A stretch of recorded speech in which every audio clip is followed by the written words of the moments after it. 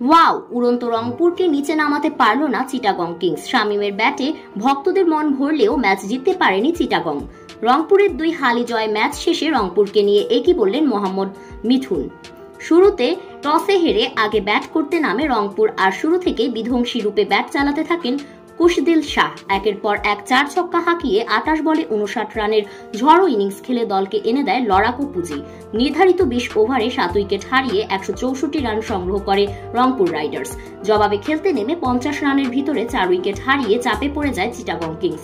তবে মাঝপথে শামীমের ব্যাটিংয়ে স্বপ্ন দেখছিল চিটাগং, স্বপ্ন দেখছিল গ্যালারিতে থাকা দর্শকরা। তবে কে কার কথা শুনে ইফতেখারের বলে 6 মারতে গিয়ে বাউন্ডারি লাইনে রকিবুলের হাতে ক্যাচ দিয়ে আউট হয়ে যান শামীম, আর সেখানেই ম্যাচটা হেরে গেল চিটাগং।